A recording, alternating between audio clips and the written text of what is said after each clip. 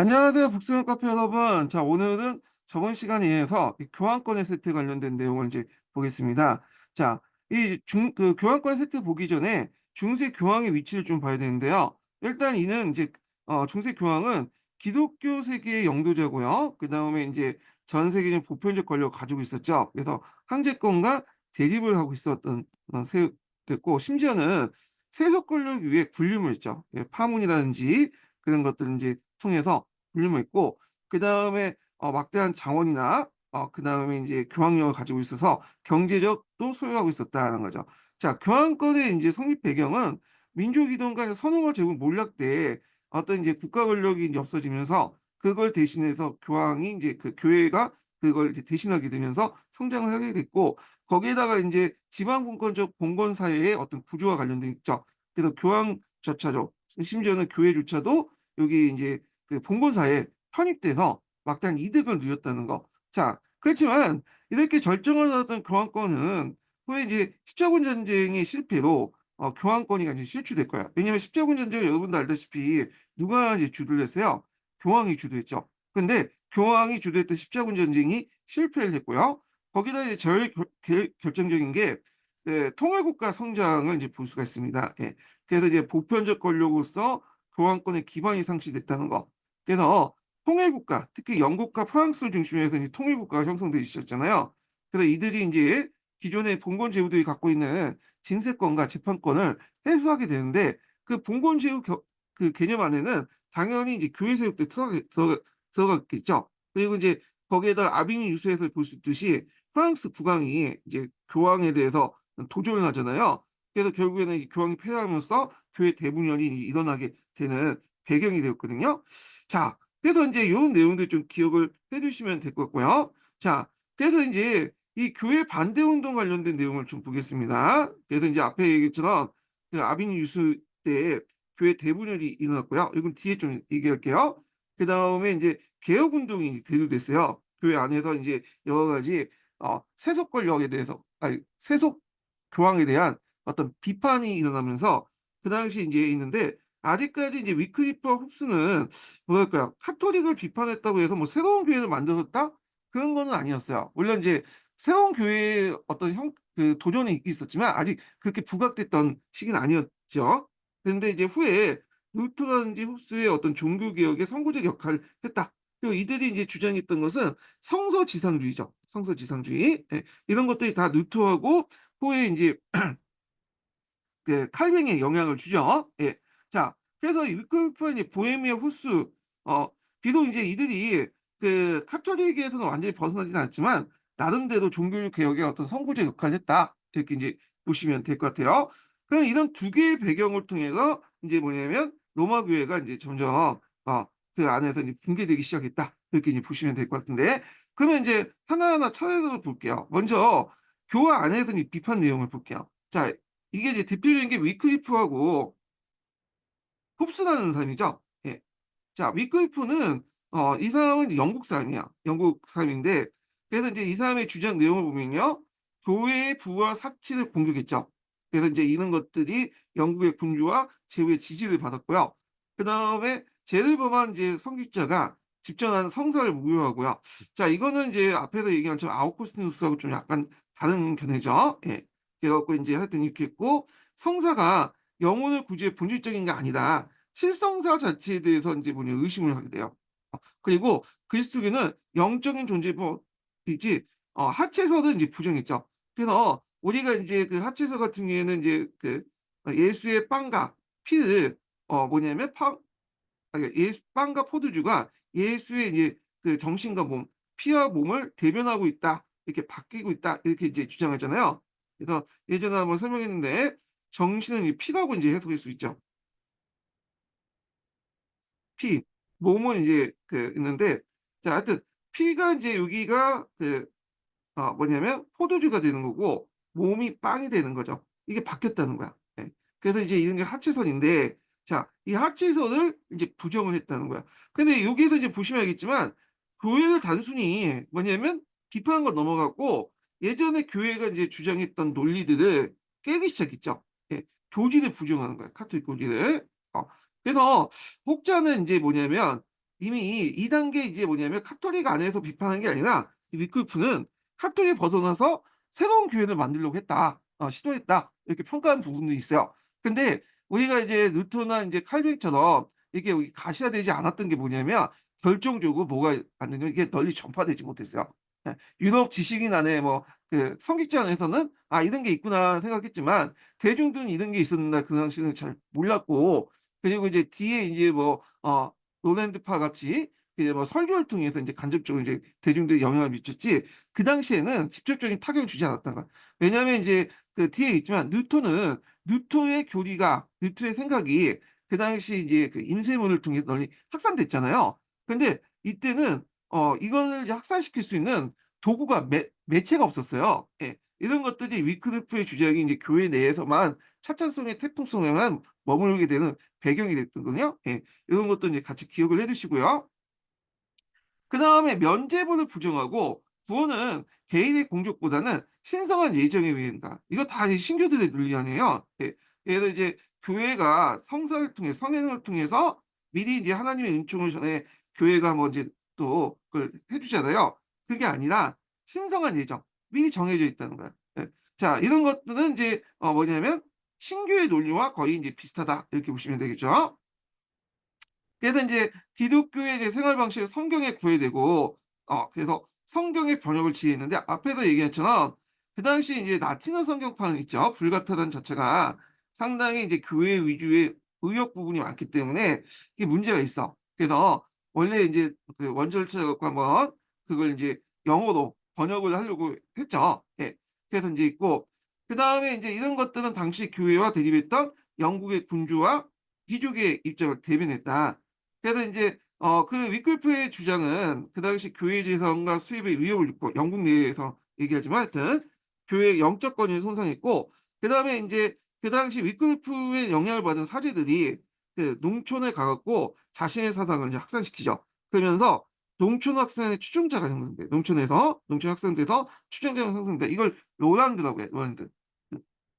그래서 이제 후에 이제 와터 테일러 단 같은 농민 반란에도 영향을 줘요. 이건 뒤에 좀 다시 얘기할게요. 그래서 종교 개혁에 계승한다. 왜냐면 이들 주장 내용 자체가 뭐냐면 종교 신교들의 주장하고 거의 비슷하죠. 예. 그것들이 그냥 다만 이제 위클리프 같은 경우에는 새로운 교회를 만들고 시도를 했지만 뭐냐면 잘 안 됐고 그다음에 대중들에게 널리 확산되지는 않았다라는 걸 좀 기억을 해 두시면 돼요. 예. 그래서 이제 교회 안에서 차찬송의 태풍으로 이제 끝났다. 요 정도 기억을 해 두시면 될 것 같고요. 자 그다음에 인제 여기 밑에 보면 이제 흡수 운동을 하기 전에 그 당시 이제 요 위클리프가 인제 살았던 시기가 되게 이제 여러분도 알다시피 인제 어떤 시기냐면 이제 교회 대분열 시기거든요. 예 교회 대분열. 예. 그 교회 대분열은 뒤에 얘기했지만 하여튼 그때 교회를 되게 비판을 했어요. 예. 관련된 내용이 인제 여기 있기 때문에 한번 볼게요. 이 교과서 관련된 내용인데 그 당시 이제 교회가 이제 분열돼 있으니까 그거에 대해서 비판하는 내용이 있어요. 그거 한번 읽어 보겠습니다. 자 악마가 훈계를 꾸며 두 명의 교황이 선출되면서 교회에 하회할 수 없는 정도의 많은 재앙이 일어날지 모른다. 현재 교황은 예수의 바른 길을 이어나가지 않고 사탄의 잘못된 길을 걸어가고 있다. 예수께서 교황청을 세웠다는 기록이 어디 있냐?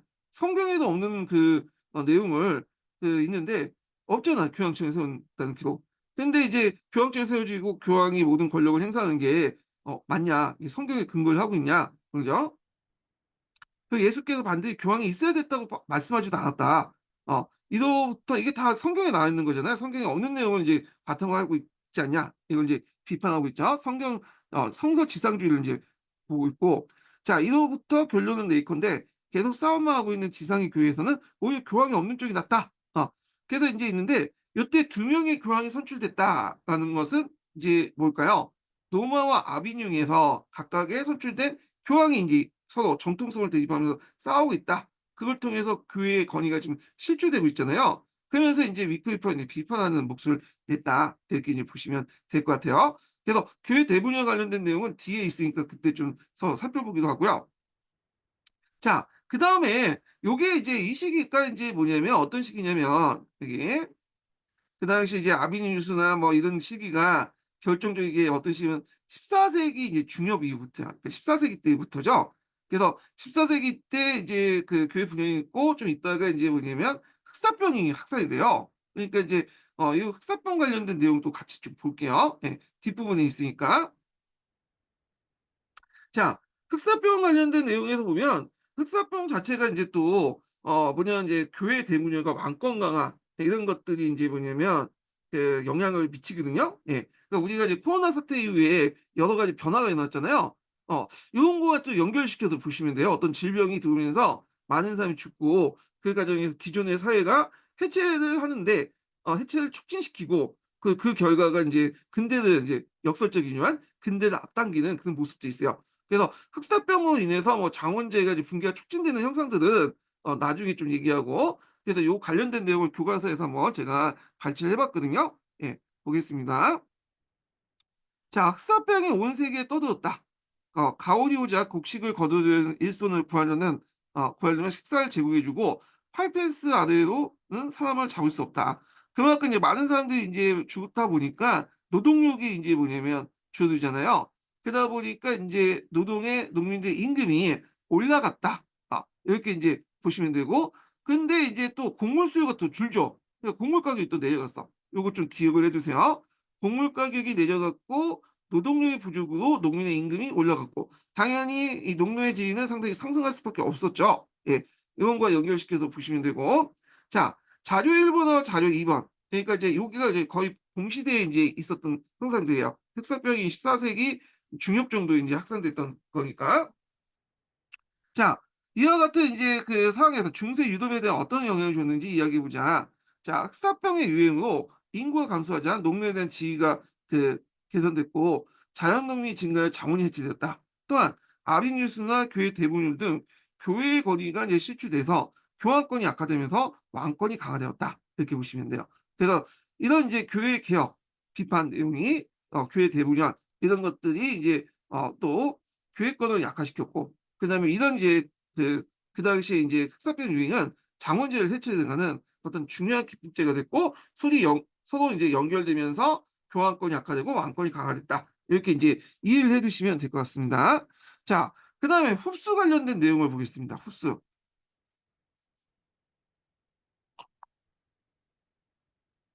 자, 흡수는 인제 누구한테 영향을 받았냐면 그 위클리프의 사상에 영향을 받았어요, 이 사람은요. 이 사람은 이제 보헤미아 칼의 4세 딸이 영국의 리처드 2 세의 그 왕비였거든요. 그래서 그 왕비를 따라서 인제 영국에 한번 갔어요. 그래서 인제 그 당시 위클리프 사상을 인제 받아들였고 다시 보헤미아에 돌아와서 그걸 전파시키기 시작해요, 이 프라하 대학을 중심으로 해서. 자, 그래서 인제 있는데 홉스의 인제 그 교회 개혁 운동은 단순히 교회 개혁 운동뿐만 아니라 어떤 민족주의, 체코 민족주의와 관련돼 있거든요. 그 당시에 이제 보헤미아, 체코죠. 이 체코는 신성 로마 제국 통치 아래 있었어요. 그래서 인제 신성 로마 제국이 믿고 있는 카톨릭에 대응해서 이런 체코 내에 인제 뭐냐면 그 신교를 받아들여서 위클피 사상을 받아들여서 그걸 바탕으로 인제 뭐냐면 뭔가 그 신성 로마 제국에 벗어나려고 하는 거죠. 그러니까 종교 운동이면서도 상당히 정치적인 성격을 갖고 있는 어떤 민족주의 운동이었다. 이렇게 이제 보시면 될 것 같아요. 자, 홉스는 기존의 고위 성직자와 인제 성직자의 부활 세속성을 공격을 했고요. 예. 자, 그다음에 이제 신앙생활의 핵심은 성경이라고 이제 주장을 했고요. 그래서 교회의 예배 의식과 도덕률 개정, 명제부 판매로 허용을 반대하는 그런 것들을 이제 하게 되는데, 그래서 인제 이것 때문에 대학과 교회에서 이제 좀 추방당하고, 그래서 결국엔 이단원에 찍혀 가지고 콘스탄트 공의에 끌려가서 하형에 처했다. 이렇게 이제 보시면 돼요. 위클리프는 인제 나름대로 잉글랜드에 있기 때문에 여기 이제 뭐냐면 좀 약간 세속 권력으로부터 보호를 받았기 때문에 인제 안전할 수 있었지만, 이 흡스 같은 경우에는 이 보헤미아 지역이 그 당시 이제 어떤 땅이에요. 신성 로마 제국 안에 있는 제후의 땅이잖아요. 그다음에 영향력이 있기 때문에 곧바로 끌려가 갖고 콘스탄트 공의에서 이제 하형을 청했어요. 요거는 콘스탄트 공의의 이제 결정 사항 중에 이단 척결하고 인제 또 관련돼 있거든요. 자, 그 결과를 보면 체코의 민족주의 상징적 인물로 부각됐다. 그래서 앞에서 이건 단순한 종교 운동이 뿐만 아니라 어떤 정치적 성격을 갖고 있다고 했잖아요. 그리고 홉스의 추종자들이 반란을 일으켰는데 이걸 무슨 전쟁이라고 하냐면 홉스 전쟁이라고 해요. 홉스 전쟁. 그래서 있고요. 그래서 이제 요거와 관련된 내용을 이제 서양사 강의에서 한번 좀 읽어 보겠습니다. 예. 자, 694 번을 이제 볼게요.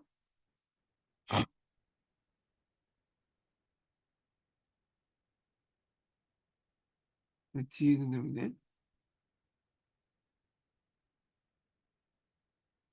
자, 694 서양사 강의에 있는 내용인데 한번 보겠습니다. 자, 홉스의 처형이 이제 전해지자 보헤미아에서 봉기가 일어나 체코의 모든 계층들이 이제 강범한 대중의 지지를 받았다. 예. 그래서 체코인들이 홉스와 홉스파워에 대한 탄압을 독일의 조종을 받는 교회와 황제가 체코의 독립을 받고 체코의 국익을 해치는 거 봤던 것이다. 자, 봉기한 민중들은 도시 정부에 이제 독일인들 사가고 참고로 그 당시에는 이제 그 흡수가 체코가 보헤미아 지역이죠. 그 신성로마 제국의 통치 안에 있었어요. 그러다 보니까 그 안에 이제 독일인들이 관리로서 많이 이제 파견돼 있었던 상황이었죠. 그리고 이제 선제후 지그무트가 파견한 군대를 패퇴시켰다. 어 그리고 인제 이렇게 있고 그래서 인제 요거는 이제 그 당시 인제 그런 활동을 했다는 걸 좀 기억을 해 두시면 될 것 같고요. 예. 그다음에 인제 이후에 인제 그 체코가 뒤에 인제 종교개혁 시기 때 어떤 인제 그 신교도의 발상지가 됐잖아요, 근거지가. 이거는 다 이제 흡수가 이제 깔아 놓은 씨앗이었다. 이렇게 이제 보시면 되겠죠. 자, 그래서 요 내용도 좀 기억을 해 두시면 될 것 같고 그다음에 넘어가서 이제 신비주의 관련된 내용을 보겠습니다. 자, 이 신비주의는 어떤 거냐 하면 보통 인제 교회에서 이제 얘기하면 이제 뭐라고 얘기하냐면 여기 하나님이 있으면 신이 있고 이게 신자가 있으면 중간에 이 교회를 통해서 인제 하나님과 연결될 수 있다는 논리거든요. 예. 근데 이 신비주의는 이 교회라는 존재를 제껴두고 신자가 뭐냐면 신을 그대로 받아들일 수 있다는 거예요. 자기 영적인 세계 속에서 어떤 마음속에서 신을 그대로 받아들일 수 있다는 거 이런 것들을 인제 신비주의라고 인제 하는데 이 신비주의는 해석 여하에 따라서 종전의 교회를 부정하는 어떤 논리를 인제 만들 수 있기 때문에 내적 체험을 강조했잖아요. 그러다 보니까 인제 약간 이단적 성격을 가지고 있어요. 그래서 뭐랄까 이단하고 정통의 이렇게 경계선에 있는 그런 건데 근데 이제 이해로 이제 교회에서는 이걸 받아들였거든요. 어 그래서 이제 그 대표적인 인제 뭐냐면 사람이 성 프란치스코파야. 우리가 인제 성 프란치스코파는 프란시스코 성도 그 수도회를 만들었던 사람이잖아요. 탁발선 선교회를 만들었던 그런 사람인데 이 논리를 받아들였어. 근데 이건 제 생각으로는 이제 그 당시 인제 그 상황 때문에 그런 것 같아요. 예. 왜냐하면 이제 이단이 이제 그 당시 이후보다 더 이단이 있었죠. 아이비파 같은 이단도 확산돼 있었고 그다음에 인제 또 흑사병 이후에 이제 교회의 신뢰감이 상실됐고 또 인제 도시가 발달되다 보니까 이런 것들을 포용할 필요 등등등 해 가지고 이런 여러 가지 이제 그 배경으로 이 신비주의가 확산됐고 성 프란치스코파죠. 그런 것들이 확산되면서 인제 그 교회 입장에 볼 때는 이들 이단으로 찍는 것보다는 뭐냐면 '체제 내도 포용하는 게 낫겠다.' 해 가지고 교리상 이단적 요소가 있는데도 불구하고 이 신비주의 성격을 갖고 있는 성 프란치스코파를 받아들였죠. 그렇지만 이 신비주의 자체는 후에 인제 교회가 의도하지 않았지만 어 뭐냐면 신교에도 영향을 줘요. 신교는 인제 여러분들 나중에 설명하겠지만 신자가 신 앞에 곧바로 가는 거잖아. 그 구원을 받을 수 있다는 거 교회 지키고. 이런 것들이 신비주의의 어떤 논리하고 비슷하거든요. 예. 자, 그래서 신비주의라는 거는 신비적인 직감과 내적 체험을 강조해서 신을 인식하려는 철학이고 사상적 경향이다. 이런 것 좀 기억을 해 두시면 되고 그다음에 신앙만 강조했다. 그래서 이성하고 신앙의 조화를 외쳤던 카톨릭 교회하고 좀 반대되는 성격을 갖고 있었지만 그 당시에 이제 여러 가지 상황들 때문에 그런 것들을 이제 받아들였다. 이렇게 이제 보시면 될 것 같아요. 예. 그래서 인제 이 신비주의와 관련돼서 제가 인제 여기에다가 좀 설명을 해 놨어요. 그래서 대표적인 사람이 뭐 아클로 하르트와 타올러 같은 사람도 있고 그다음에 공동생활 형제단이라고 있거든요. 요건 좀 기억을 해 두세요. 자, 이 공동생활 형제단 출신 중에 하나가 누구냐면 에라스무스야. 그래서 공동생활 형제단은 이 네덜란드 지방을 이제 중심에서 많이 이제 확산됐는데 이때 이제 그 안에서 자체적으로 학교를 만들어요. 그래서 이 학교에서 다녀서 공동생활 형제단의 어떤 영향을 받았던 사람이 후에 이 에라스무스다 이렇게 좀 기억을 해 두시면 되고, 이 에라스무스의 영향을 받았던 사람이 누구냐면 루터죠. 루터. 그러니까 신비주의, 공동생활 형제단, 그다음에 에라스무스, 루터 이렇게 연결되어 있는 거야. 그러니까 야 이게 뭐냐면 아까 얘기했죠. 신비주의가 의도하지 않지만 뭐냐 교회에 반대하는 그 신교도 운동에 큰 영향을 줬다라는 걸 좀 보시면 되고, 그다음에 이제 공동생활 형제단은 인제 뭐냐면 관련된 대표적인 인제 사람이 토마스 앙카피스라는 사상가예요. 그래 갖고 인제 이렇게 했는데 원죄 처벌, 구원의 필요성을 부인하는 등등 주장을 했는데 뭐 중요한 건 아니니까 각자 읽어 보시고, 그래서 이제 공동생활 형제단만 좀 보시면 될 것 같아요 여기.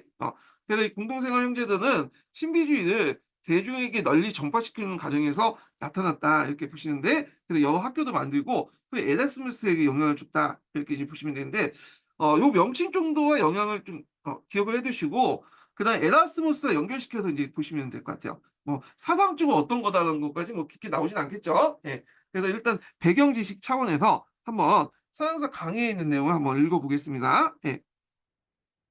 자, 사람들은 더 경건해지고 성과 더 가까이 하고자 노력했다.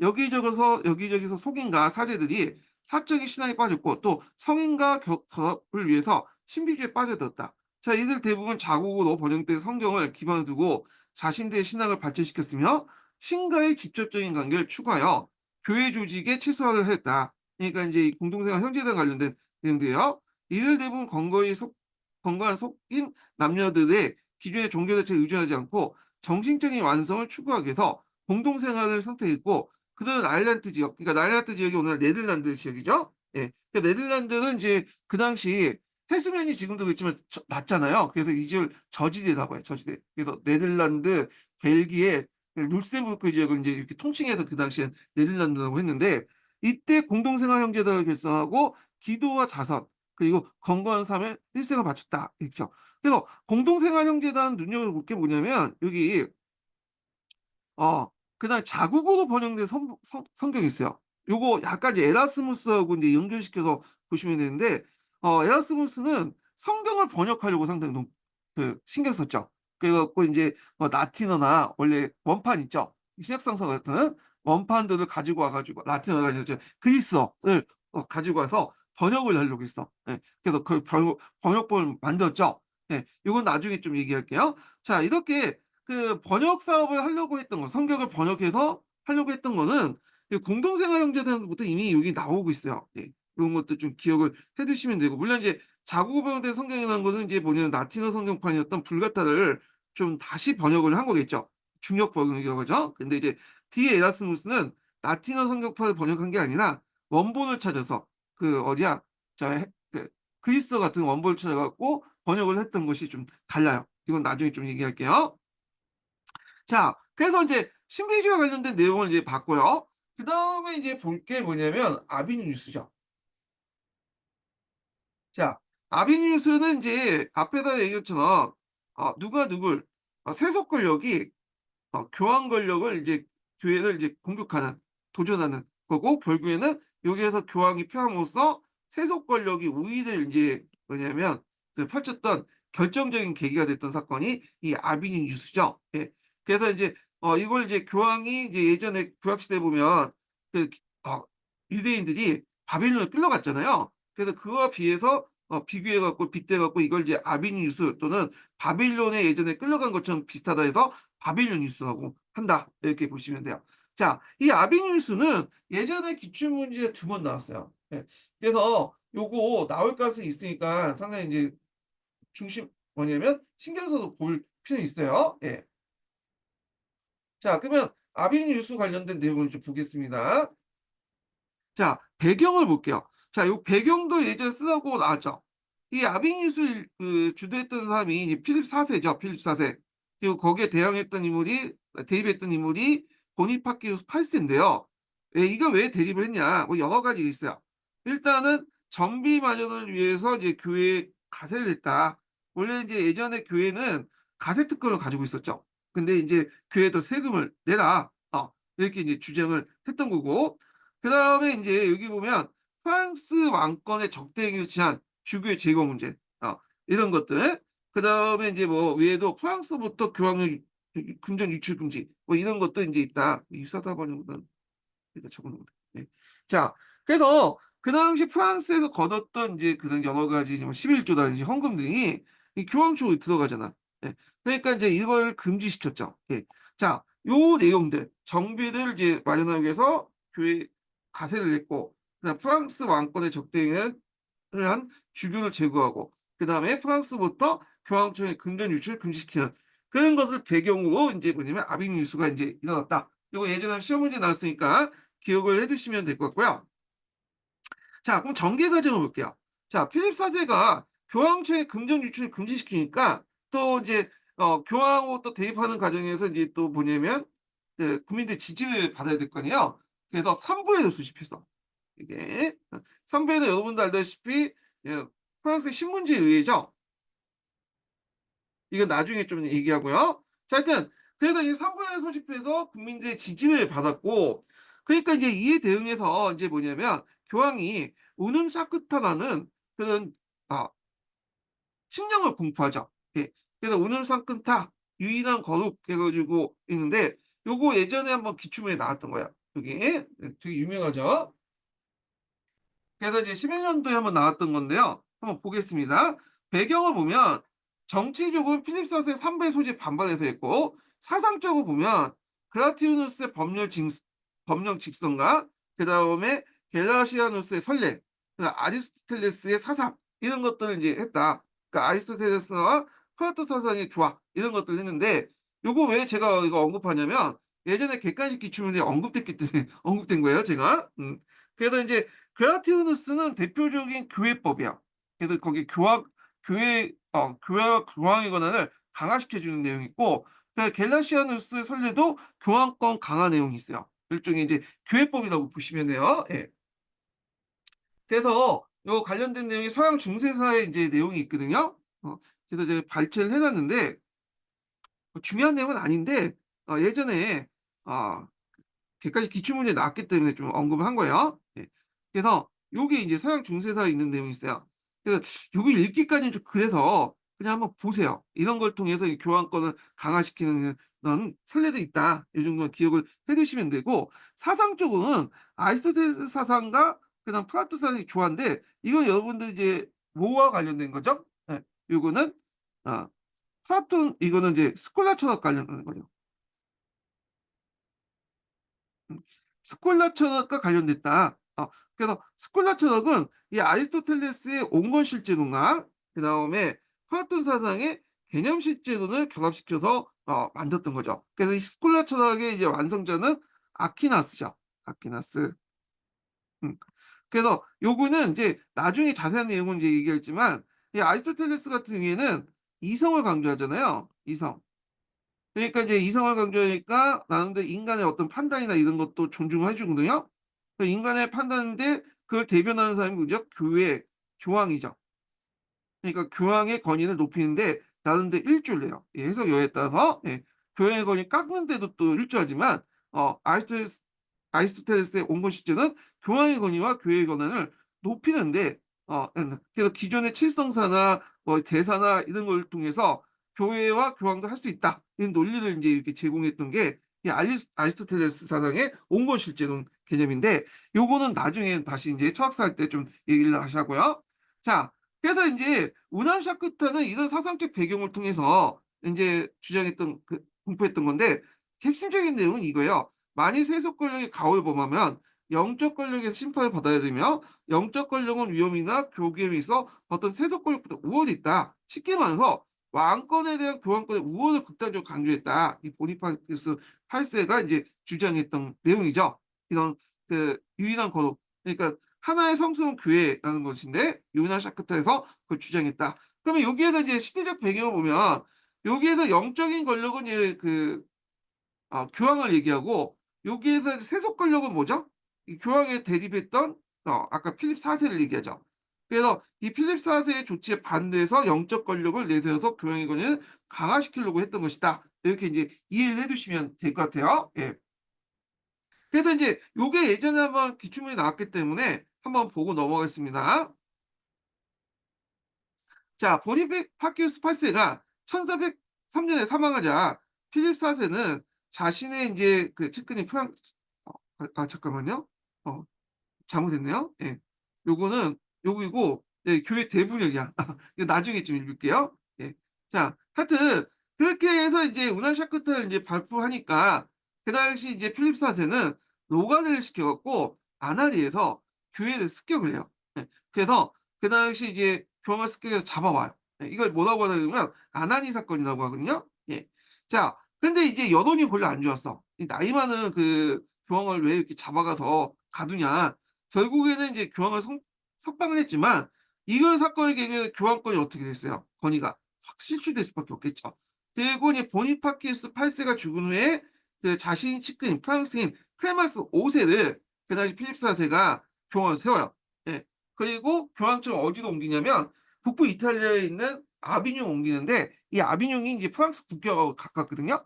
이 말은 뭐냐? 자기가 이제 교황청을 통제하겠다는 거야. 예. 자, 그래서 이걸 이제 뭐라고 얘기하냐 하면 앞에서 했죠. 아비뇽 옮겼다 해서 아비뇽 유수. 그리고 교황에 인제 이렇게 교황이 거의 뭐 반강제 교황청을 반강제적으로 옮긴 거잖아요. 그러니까 예전에 그 구약 성서에 나온 바빌론 유수와 비슷하다 보니까 바빌론 유수라고 인제 부르기도 하죠. 그래서 요 관련된 내용을 한번 보겠습니다. 예. 자, 보니파키우스 8세가 1303 년에 사망하자 필립 4세는 자신의 측근이었던 프랑스인 클레마스 5세를 새로운 교황으로 세웠다. 그리고 1309 년에 교황청을 프랑스와 인접 도시인 북이탈리아의 아비뇽 옮겨 교황을 자신의 영향 아래 두었다. 자, 이를 아비뇽 교황 시대 또는 옛 유대인의 바빌론 유수의 고사를 따서 바빌론 유수라고 하였다. 이로써 15세기 중葉까지 이르는 교회 대분열이 시작되었다. 자, 이 와중에 필립 4세는 중세 3대 기사단이었던 사원 기사단이 있어요. 이 사원 기사단이 막대한 이제 자원도 소유하고 있고 그다음에 이제 왕권의 위협적인 존재였거든요. 그러니까 이걸 해체시켜 버려. 그래서 사원 기사단은 이때 해체됐고요, 필립 4세에 의해서. 그리고 이제 1477년 교황청은 다시 로마에 돌아가고 이탈리아의 출신이었던 우르반 6세를 교황으로 선출했는데, 그러나 우르반 6세의 즉위에 반대한 추기경들에 의해 프랑스인 클레먼트 7세가 선출됐고 다시 클레먼트 7세는 아비뇽으로 교황청을 옮겼다. 이게 인제 이렇게 해서 인제 뭐냐면 우르반 6세하고 클레멘트 7세가 각각 로마와 아비뇽에 뭐야 각각 교회를 이제 2개 두죠, 교황청을. 그래서 이거를 이제 뭐냐면 그 교회 대분열이라고 하죠. 그래서 다시 교황청은 교황과 아비뇽으로 갈라졌고 기독교 세계는 양분했다. 그래서 이걸 보고 있는 이제 세속 권력들이 각각 자기가 원하는 교황들을 지지를 하게 돼요. 그래서 영국과 독일은 로마 교황을 지지하게 되고 프랑스와 에스파냐는 아비뇽에서 각각 지지를 했다. 그래서 이제 세속적인 그 세력의 지지가 교회 분열을 장기화시켰고, 자, 이렇게 교황이 2개의 교황이 있고 나중에 또 3개의 교황이 등장하죠. 그러니까 이제 이런 교황의 분열로 당연히 교회의 권위가 교황의 권위가 이제 하락하자 위클프스 등이 나타나 앞에서 얘기했던 위클프스가 인제 교황의 대분열 시대 때 인제 이런 교회 대분열 시대 때 이런 그 나타났던 사상가들이죠. 그래서 흡수들이 나타나 교회를 비판하는 카톨릭 교회를 볼 땐 이단이 등장하기 시작했다. 이렇게 이제 보시면 될 것 같고요. 자, 그다음에 인제 여기에서 더 이제 살펴볼 것이 뭐냐면 여기 오컴과 마시우스와 관련된 내용을 볼게요. 오컴은 유명론자예요. 네. 유명론자.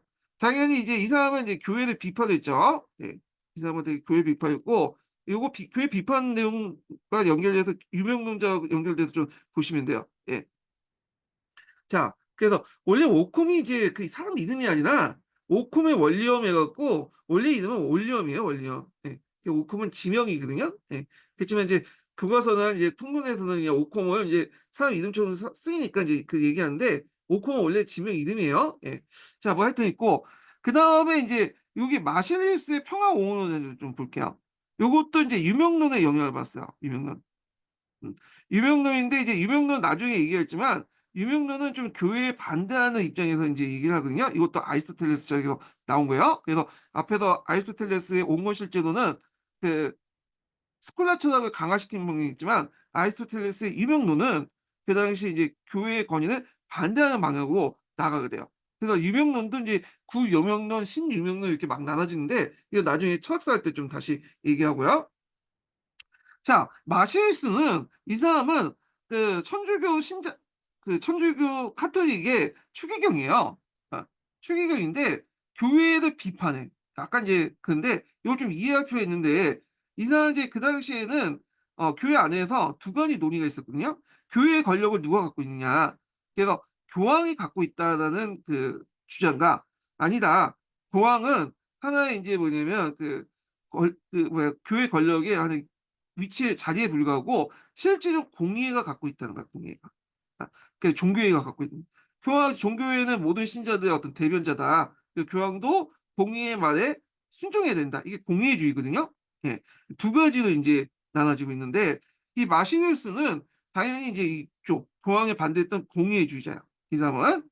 그리고 또 이 사람은 또 뭐냐면 왕권과 세속 권력이 충돌할 경우에는 어디에 더 우위를 둬야 되냐면 약간 특이하게 보통 추기경 정도 되는 사람이면 세속 권력보다 왕권보다는 이제 교황의 권력 교회의 권력을 강화시킨다고 주장했잖아요. 근데 왕권과 교회 권력이 충돌할 경우에 왕권의 우위를 둬야 된다는 거야, 교회 권력보다는. 그래서 공의주의면서도 왕권 강화를 강조하는 그런 사람이었다. 이렇게 이제 보시면 돼요. 그래서 앞에서 얘기하는 누가 충돌할 수밖에 없죠? 우남 샤크타와 충돌할 수밖에 없죠. 그래서 우남 샤크타가 공포하고 나서 그걸 보고 인제 뭐냐면 마시우스가 비판하면서 평화 옹호론자라는 이제 평화 수호자라고 또 해요. 왜냐하면 그 서양사 같은 경우에는 이제 번역하는 과정에서 약간 이제 그 번역 이 다를 수가 있죠. 이거 좀 감안해서 보셔야 돼요. 예. 자 하여튼 그래서 마시우스의 평화 운동자 또는 평화 수호자 관련된 내용이 예전에 시험 문제 나왔어요. 그래서 요거 한번 또 내용을 보겠습니다. 자, 만약 로마의 주교나 다른 사제들이 면책권을 가지고 통치자의 강제적 판단에 복속하지 않으면 이거는 불가피하게 세속 통치자의 사법권을 완전히 무효화시키는 결과를 초래할 것이다. 나는 이것이 모든 통치자와 공동체에게 매우 중대하고 심각한 해악을 믿는다. 인민이 동의와 공익에라는 법률이라는 두 요소가 병든 정부와 건강한 정부를 구별되는 근거다. 그러나 이들 가운데 절대적 혹은 보다 중요한 판별 기준은 인민의 동의다. 인민의 동의라는 것은 인제 뭐냐면 이 말은 인제 어 세속 권력과 왕권의 대립 과정에 세속과 교회의 대립 과정에서 세속 권력을 대변하는 것이 인민의 동의라고 보시면 돼요. 왕이 인민의 동의를 대변하고 있다. 뭐 이런 논리인 것 같아요, 여기에서는요. 예. 문맥상 보니까. 자, 그래서 인제 요런 내용들 좀 기억을 해 두시면 되고요. 예. 자, 그래서 인민의 동의라는 것은 세속 권력을 얘기하고 공익에 의한 법률은 아마 인제 여기는 인제 그 교회 법이 관련된 건데 둘 다 중요하지만 그중에 여기가 더 중요하다. 그래서 인제 있고 그래서 이제 이 마시누스는 교황주의와 교황의 권력을 가져야 된다. 교회 내에서 공의를 가져야 된다는 중에는 공의주의고요. 그다음에 교회하고 세속 권력이 대립할 때 어느 게 더 우위냐 하면 왕권 그러니까 요게 인민의 동의죠. 여기 인민의 동의를 통해서 절대 왕권이 수립돼야 된다는 논리이기 때문에 이렇게 왕권을 강조했다. 요렇게 좀 기억을 해 두시면 될 것 같아요. 자, 그래서 요 마실리스의 평화 옹호론지요. 좀 기억을 해 두시면 될 것 같고 예. 자 그리고 이제 그 밑에 있는 내용은 제가 중복된 내용이거든요. 이거 좀 지우시고 앞에 있는 내용은 여기 해서 지우시면 될 것 같아요. 예. 이게 잠깐만 요걸 지우는 게 낫겠네요. 이게 요쪽과 연결되는 거니까 요걸 지우고 제가 나중에 다 편집해서 다시 올릴게요. 요걸 살리는 게 낫겠네. 그래야 문맥이 맞는 것 같아. 음. 자 그러면 계속 인제 보겠습니다. 자 그래서 인제 이렇게 이제 뭐냐면 교회가 이제 분열되고 결국에는 인제 교회가 분열되면서 이제 교회를 하나 통합시키려는 그 어 것이 일어나거든요. 결과는 지우세요 이거. 자 그래서 교회를 하나 통합시키려는 그 논의가 일어났고 결국에는 인제 한 명의 교황을 인제 또 선출하죠. 예. 그래 갖고 인제 추기경에 의해서 인제 통합교황을 해 갖고 선출하는데 이걸 또 뭐냐면 두 명의 교황이 또 안 도와주죠. 그러면서 교회 분열을 더 가속화시켰다. 결국에는 3명의 교황이 등장하게 됐다. 이렇게 이제 보시면 되겠죠. 예. 그래서 이제 이런 내용들 기억을 해 두시고 그 결과 이제 세속 권력의 지지가 교회 분열을 주장하고 이런 것들 내용을 좀 기억을 해 두시면 될 것 같아요. 자, 그래서 이제 3명의 교황까지 나타나니까 '이거 안 되겠다. 이걸 다시 인제 하나 통합을 해야 되지 않냐.'라는 논의가 일어나게 돼요. 그래서 인제 했던 것이 인제 결국에 어떻게 해결됐냐. 교회 분열을 종식시킨 게 콘스탄트 공의회죠. 콘스탄트 공의회. 그래서 인제 이 콘스탄트 공의회는 공의주의를 바탕으로 한 거야, 공의주의. 앞에서 이 교회 내의 권력을 누가 갖고 있느냐에 따라서 교황이 갖고 있어야 되냐, 공의회가 갖고 있냐 이렇게 이제 나눠졌는데 여기는 이제 콘스탄트 공의회는 공의회가 가져야 된다고 이제 주장을 하는 사람들이 모여서 했고 공의회가 내린 결정은 교황도 따라야 된다. 그런 논리를 제시를 했죠. 예. 그래서 인제 있고 자 그러면 콘스탄트 공의회 인제 뭐냐면 그 대체 목적이 뭐냐? 3가지 목적이 있는데 교회 분열을 종식시키고요. 예. 그래서 이거는 어느 정도 성공했어. 어. 그래서 이거 밑에 보면 세 교황을 모두 폐위시키고 새로이 마르틴 5 세를 선출했죠. 그래서 이제 교황도 공회가 일단 이렇게 선출하면 3명의 교황은 무조건 이제 공회의 말을 들어야 되니까 따라야 되겠죠. 그래서 마르틴 5 세가 공의주의에 입각해서 선출됐고요. 예. 그래서 이제 나름대로 성공했고 그다음에 이단을 억압하는 거죠. 그래서 이제 이단을 이제 처리하는 그 과정에서 그 당시 앞에서 얘기한 홉스의 사제직을 박탈하고 그다음에 홉스를 하형에 처했죠. 예. 그다음 세 번째가 교회 개혁이죠. 교회가 이제 썩어 빠졌잖아. 그래서 이제 교회 개혁 관련된 내용들을 이제 했는데 이건 제대로 안 됐어요. 예. 그래서 이제 논의만 하다가 결국에는 인제 그게 콘스탄트 공회에서 개혁을 완수할 수 없음을 인정하고 그다음 후에 하자. 후에 그 교회 공회를 빈번하게 개최 이게 결의거든요. 빈번하게 개최하는 거는 그 콘스탄트 공회의 결의 내용이에요. 그 빈번하게 개최하는 걸 공포해서 후에 이제 공의회를 계속 정기적으로 소집해서 뭐냐 "개혁을 계속 논의하자."라고 했지만 제대로 안 됐죠. 그래서 요게 이단을 억압하고 교회 분열은 나름대로 성공했지만 교회 개혁 문제는 후에 남기고 끝났다. 그렇지만 그 후에 이제 그와 관련된 논의들이 별로 없었기 때문에 흐지부지 됐다. 이렇게 이제 기억을 해 두시면 돼요. 이 세 가지 논의들 좀 기억을 해 두시면 될 것 같고요. 자 그래서 인제 이렇게 해서 콘스탄트 공의회는 그 공의주의를 바탕으로 해 가지고 진행했다. 이렇게 기억을 해 두시면 되고 그러면 여기에서 이제 공의주의가 뭐냐 요걸 이제 좀 볼게요. 그걸 알기 위해서는 공의회가 뭔지를 좀 파악할 필요가 있죠. 공의회는 교황이 소집한 주교회의를 공의회라고 얘기해요. 그래서 그것도 이제 두 개의 종류가 있는데 하나가 이제 보편공의회와 지역공의회가 있어. 네. 그래서 보편교회는 그 모든 이제 지역의 이제 주교들이나 추기경이 이제 뭐냐면 모여 가지고 교회 여러 가지 사항들을 결정하는 것들이야. 그래서 인제 우리가 인제 그 앞에서 콘스탄트 공의회나 니케아 공의회나 이런 것들이 다 보편 공의회에 속하는 거고요. 지역 공의회는 특정 지역의 주교들만 모이는 거야.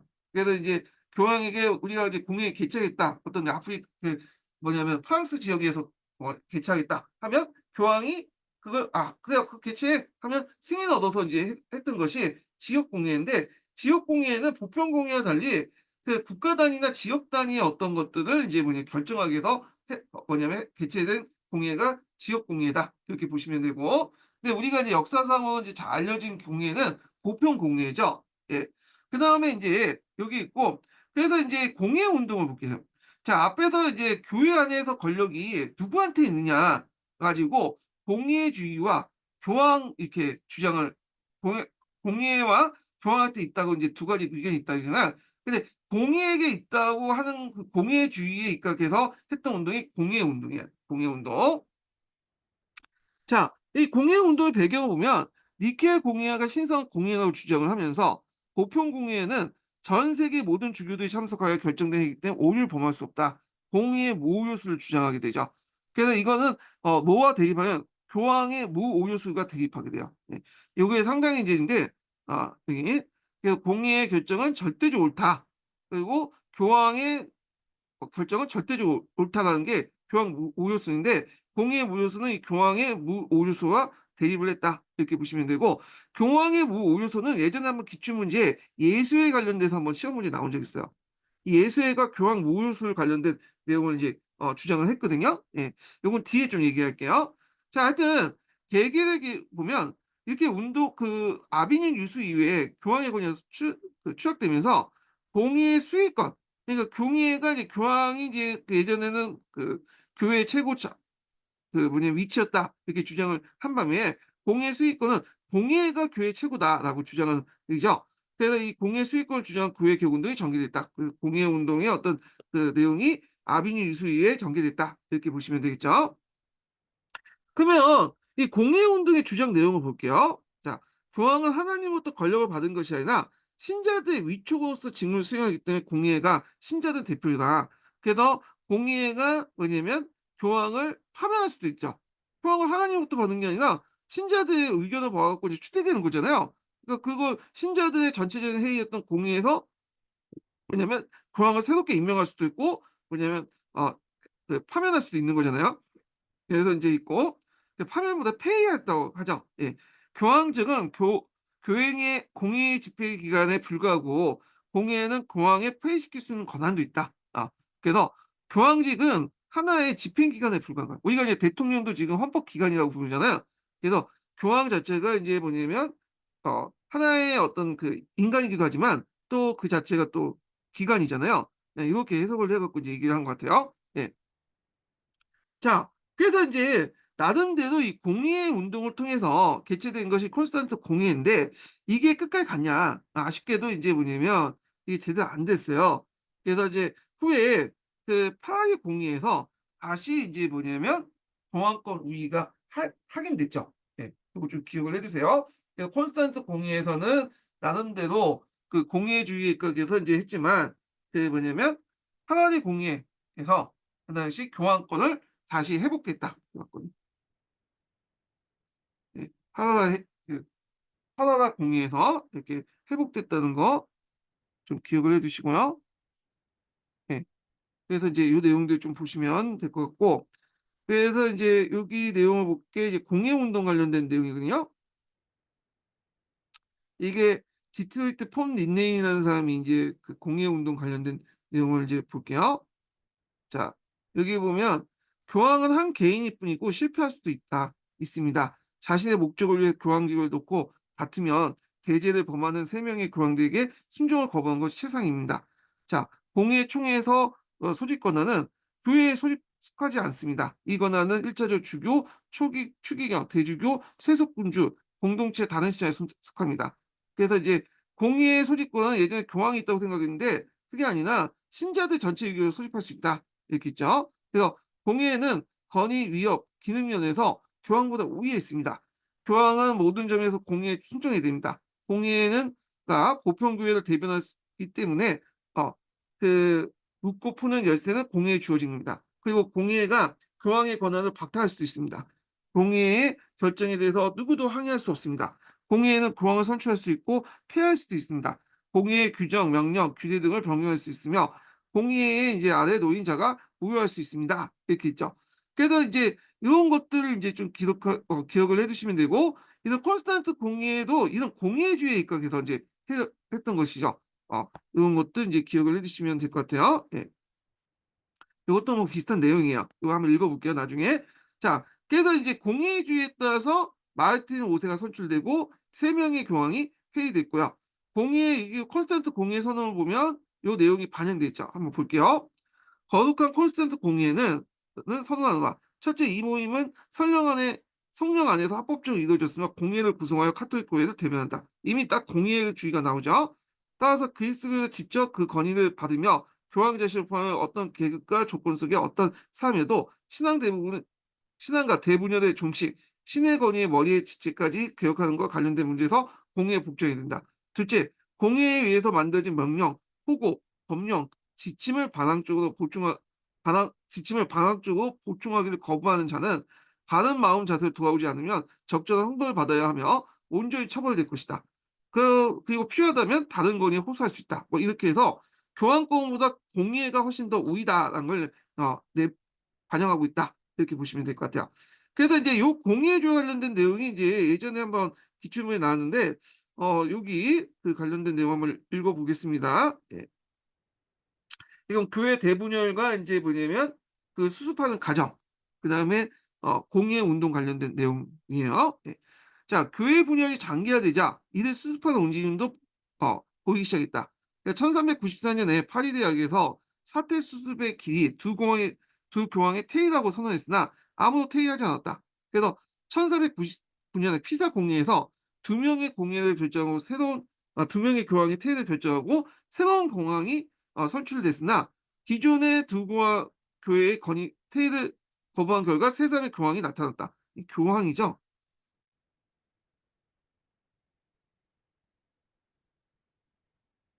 자, 그래서 여기에서 이제 피사 공예라는 게 있어요. 이거 이게 잘 알려지지 않은 공예이긴 한데, 어, 여기에서 이제 세 명의 공예가 나타났다. 세 명의 교황이 기억을 해두시면 되고요. 자, 이런 상황에서 교회 안에서 교황이 아니라 공예의 수익권을 주장하는 공예 운동이 전개됐다. 자, 공예는 교회의 교리나 규례를 결정할 목적으로 소집되는 감독과 교회 대표들의 회의다. 자, 여기에서 이제 결정된 사항은 최고의 권위를 지닌다. 공예는 전 세계 주교들이 참석한 보편 공예와 특정 지역의 주교들만 회의인 지역 공예로 나눈다. 그래서 성경에 나오는 최초의 공예는 예루살렘 공예이고 325년 아리우스주의의 문제를 다루기 위해서 모인 니케아 공예가 대표적인 것이다. 자, 공예 운동을 주도한 사람은 교황은 하나님으로부터 권력을 받은 게 아니라 신자들의 위촉으로 직무를 수행하기 때문에 공예가 신자들의 대표로서 교회의 최고 기관이라는 점을 강조했다. 그리고 교황직은 공예 집행기관에 불과하며 공예가 교황을 폐위시킬 수 있다고 말했다. 자, 보편공예는 전 세계 모든 주교들이 참석하여 결정하기 때문에 오류를 범할 수 없다는 공의의 무오류수를 주장했다. 이는 교황의 무오류수가 충분할 여지가 있다. 그리고 이제 공예의 대표적인 사람은 마르시리우스다. 이렇게 있죠. 마르시리우스에 있어서 교회의 지위와 조건에 관계없이 어, 교회는 지위와 조건에 관계없이 신자들의 모임이다. 그리스도가 그의 피로써 모든 사람을 구속한 이래에 그리스도는 모든 사람의 교회 구성이 돼 동등한 자격을 주었다. 사제나 교황이라도 교회의 다른 어떤 구성원과 우월한 지위치에 있지 않다. 마르시리우스의 교회 즉 말씀은 교회 즉 믿음의 교회는 마르시리우스는 교회는 즉 뭐냐면 믿는 자의 집합이라고 잠깐만요.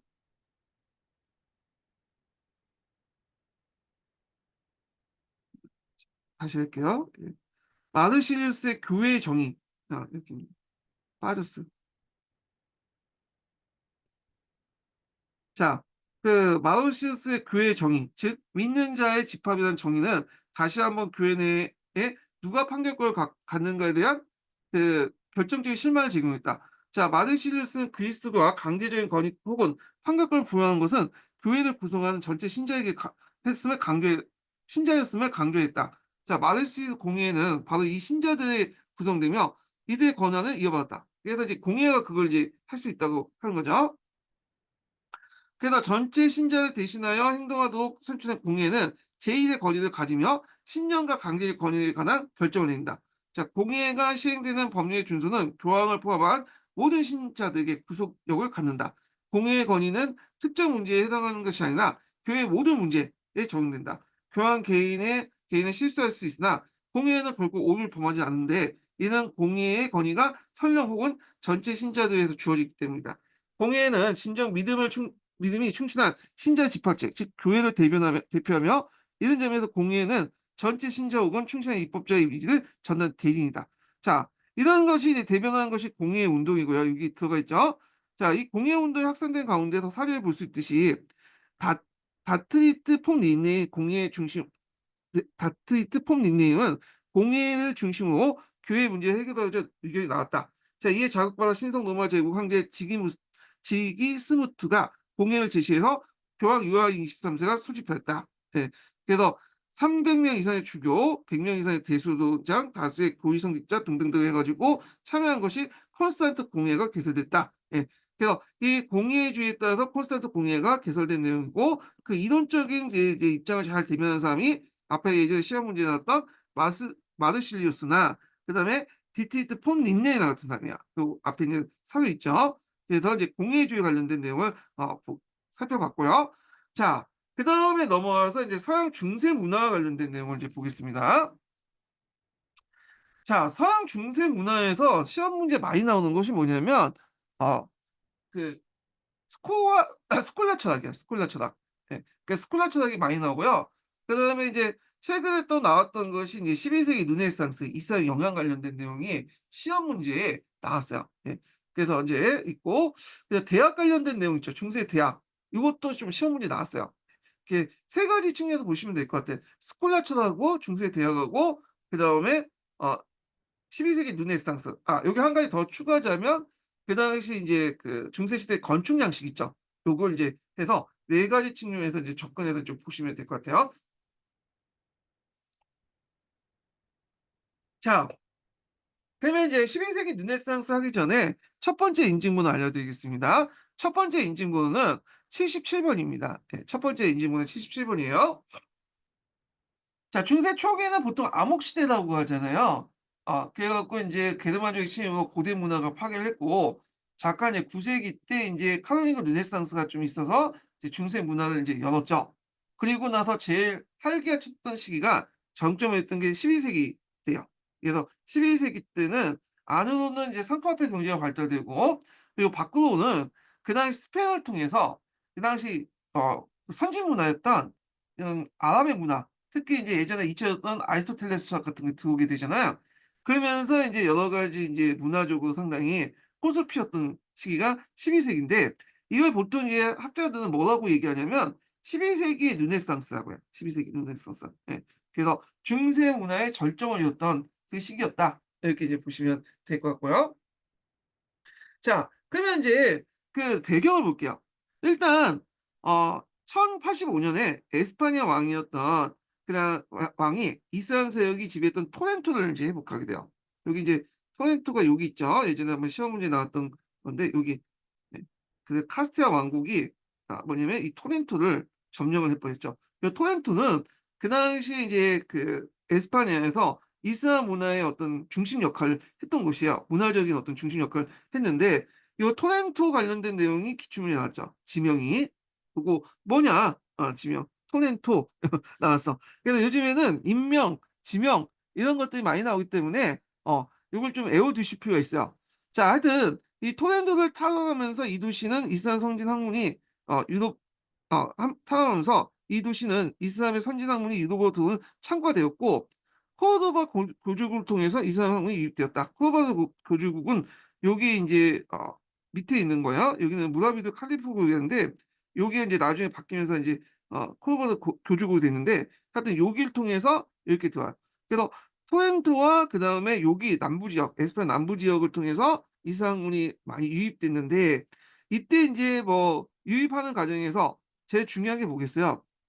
아랍어를 이슬람어를 인제 이슬람 문화는 인제 아랍어로 적혀있겠죠. 요거를 라틴어로 번역해 주는 사람이 필요하겠죠. 요걸 누가 했냐 하면 유대인들이 많이 했어. 유대인. 네. 그래서 요 지역에 에스파냐 지역에 유대인들이 되게 많이 살았어요. 예. 특히 이제 이슬람교 같은 경우에는 좀 약간 자기에게 인두세만 내면 어떤 것을 믿든 상관 안 하잖아요. 그러다 보니까 이제 유럽의 유대인들이 여기 많이 밀집해서 살았어요, 이렇게 건너와 갖고. 그래서 유대인들은 그 당시 어 라틴어도 알고 있었고 이슬람 문화도 그러니까 아랍어도 동시에 알고 있었어. 그래서 아랍어를 라틴어로 이렇게 번역해 주는 어떤 문화의 중재자 역할을 했거든요. 그리고 이제 스페인이나 포르투갈이 이제 재정복 운동을 펼치잖아요. 이 재정복 운동 과정에서 토렌토가 점령을 했는데 그때 많이 협력했던 사람이 유대인들이야. 그래서 유대인들이 그 당시 스페인의 재정복 운동에 많이 참여해 가지고 여러 가지 재정적인 지원을 줬군 지원해 줬죠. 근데 나중에 스페인이 이제 그 이스라엘을 다 쫓아내 버리고 이제 유대인들이 필요 없게 된 거야. 그래서 유대인들에게 기독교를 공포하라 기독교 개종을 하든지 아니면 "다른 데 나가라." 이렇게 이제 추방령을 내리죠. 그 추방할 때 인제 "너네들 가지고 있는 재산은 다 뭐냐 버리고 가라." 그래서 상당수 유대인들이 자기 재산을 버리고 스페인으로 떠났어요. 그럼 어디로 가냐 얘들이 나중에 네덜란드로 갔어. 그래서 이 네덜란드에서 다시 근육을 다시 부흥시켰죠. 그래서 이 당시 인제 그 후에 필리페 2 세 이런 사람들이 스페인을 부강시켰지만 결국에는 몰락을 시켰잖아요. 그 이유 중에 하나가 이 유대인들이 그 유대인들 초방을 했기 때문에 그렇게 보고 있거든요. 유대인들이 초방해서 유대인들이 인제 그 네덜란드를 가 갖고 그 당시 네덜란드 금융을 장악하면서 이제 스페인이 상당히 돈줄이 말렸다. 뭐 그런 설도 있는데 자 뭐 그 나중에 얘기하고 자 하여튼 이 당시에 이상학문들이 많이 들어왔고 그중에 의학이라든지 뭐 철학이라든지 이런 것들 등등등이 많이 들어왔다. 이 철학 중에 인제 뭐냐면 어 아리스토텔레스 철학이죠. 이런 것들이 인제 들어왔다. 이렇게 보시면 돼요.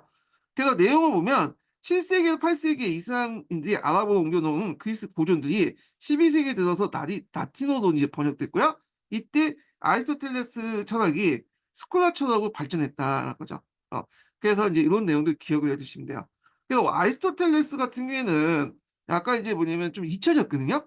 그래서 원래 이 그리스 사람이잖아요. 유럽 사람인데 그 당시 인제 12 세기 전까지는 이 아리스토텔레스라는 사람이 있는 건 알고 있어. 어 근데 그 사상에 대해서 정확히 잘 몰라요. 근데 12 세기 이후에 라틴어 번역된 이제 그 아랍어 서적을 보고 아리스토텔레스를 이제 연구하기 시작했고 그리고 아리스토텔레스 사상에 대한 그 연구 성과들이 그 원래는 유럽에서 처음 만든 게 아니라 저쪽 그 이슬람권에서 이제 만들어진 그래서 이슬람에서도 이제 플라톤이나 아리스토텔레스 철학을 연구했거든요. 그래서 이걸 통해서 신을 어떻게 증명할 것이냐 해 가지고 이 철학을 이용했어요. 그러다 보니까 그와 관련된 특히 아리스토텔레스 철학 관련된 내용이 이제 연구 성과가 많았고 이것이 라틴어로 번역돼서 뭐냐면 유럽으로 재역수출된 거죠. 역수출돼서 그 당시 인제 그 후에 스콜라 철학을 형성하는 데 큰 역할을 줬다. 이렇게 보시면 될 것 같아요. 예. 자 그래서 인제 이렇게 있고요. 요 관련된 내용이 기출문제 나왔으니까 파악을 해 두시고 자 그러면 관련된 내용은 이제 기출문제 분석 내용을 한번 보겠습니다. 자 12 세기 이전부터 이슬람에서는 알라의 존재를 철학적으로 증명하기 위해서 아리스토텔레스 등 그리스 철학자들의 저서를 아랍어로 번역하여 연구했다. 후에 이제 유럽에서 일어난 유물론과 실제론 간의 보편 논쟁도 이슬람 철학에서 이미 일어났고 이게 보편 논쟁 자체가 이제 유럽에서 처음 일어난 게 아니라 이미 이제 뭐냐면 이슬람 철학자들에서 한번 했고 걸려서 했던 것이 다시 넘어와서 인제 그 성과가 인제 유럽에서 다시 일어난 거예요. 자 이 논쟁을 정리해서 유명론과 실제론의 조화를 꾀했던 사람이 이분 신하였다. 그래서 이제 우리는 아퀴나스라는 사람이 인제 뭐냐면 그 알려졌는데 이 보편 논쟁을 인제 유럽에서는 아퀴나스가 인제 정리했고 그 유럽에서 중동에선 이분 신하가 정리했어요. 예. 이 이분 신하는 그 중동사에서 이게 유명한 철학자이면서도 이 사람이 유명했던 의학자예요. 의사예요. 예. 그리고 이분 신하가 또 아퀴나스에 영향을 줬다는 설도 있어요. 예. 자 그래서 일단 이렇게 좀 보면 이슬람 지배 아래 있었던 스페인 유대인 학자들은 이분 시나나 아벨로에스 등을 연구한 그리스 철학 연구한 성과문을 그리스 철학을 연구한 성과문들을 라틴어로 다시 번역하여 간간히 서유를 소개했다. 자 아리스토텔레스 철학이 유럽에 본격적으로 유입되기 시작한 계기는 11 세기 때부터 일어난 재정복 운동이었다.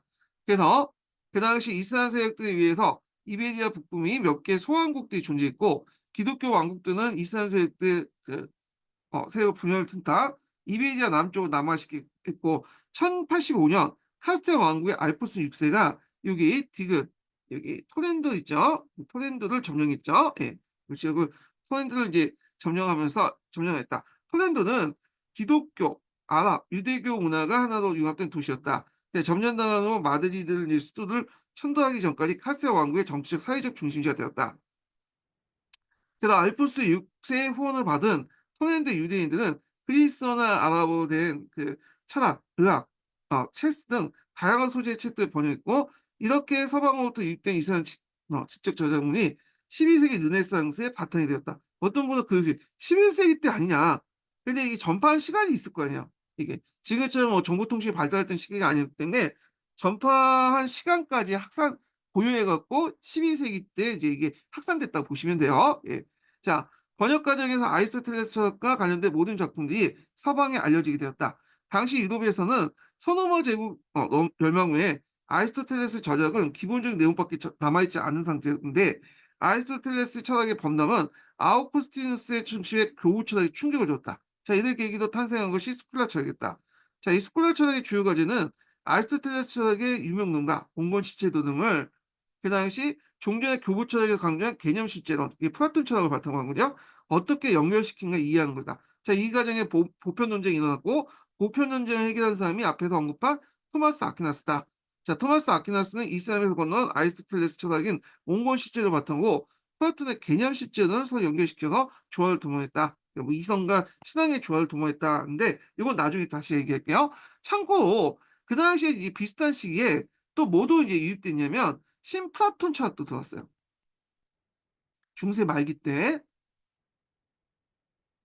아리스토텔레스 철학이 이제 이슬람권에서 건너온 반면에 이 플라톤 철학, 신플라톤 철학은 동로마 제국, 비잔틴 제국부터 이제 뭐냐면 건너왔죠. 그래서 조금씩 유입되다가 비잔틴 제국이 멸망하고 나서 비잔틴 학자들, 철학자들이 대거 어디로 갔죠? 이탈리아로 건너갔어요. 네. 그래서 이탈리아에 건너가서 그 당시 피렌체의 그 보호 아래 그 플라톤 아카데미 같은 학교도 만들어서 거기서 이제 연구하게 되죠. 그래서 하여튼 이 신플라톤 철학은 비잔틴 제국에 건넜고 아리스토텔레스 철학은 어디로 건넜다? 요 이슬람권에 건넜다. 이렇게 좀 기억을 해두시고요. 요 자세한 내용은 그 서양사 강좌에 보면 자세히 돼 있더라고요. 예. 그래서 한번 읽어보세요. 그 관련된 내용들. 자, 그래서 이제 이렇게 해서 이제 12세기 때 이제 르네상스 관련된 내용을 한번 봤고요. 그 다음에 넘어가서 이제 그 이제 유럽의 중세 철학 관련된 내용을 이제 보겠습니다. 자, 유럽의 중세 철학 관련된 내용이 의외로 예전에 한번 시험 문제에 좀 많이 나왔어요. 최근에는 나오진 않는데 최근에 한번 나왔긴 했네. 2년 전인가 3년 전에 한 나왔긴 했는데 좀 예전에는 많이 나왔는데 최근에는 한두 문제 나왔나? 그 정도인데 의외로 이제 이 중세 철학에 관심 있는 분이 많아요. 서양사 교수님 중에. 그래 갖고 요 스콜라 철학 관련된 내용, 보편 철학, 보편 논쟁 있죠? 요 내용을 이해해 주시면 뭐냐면 정확하게 좀 이해할 필요는 있어요. 예. 자, 하여튼 요 내용인데 요거는 제가 이제 좀 쉬었다가 진행을 하겠습니다. 예.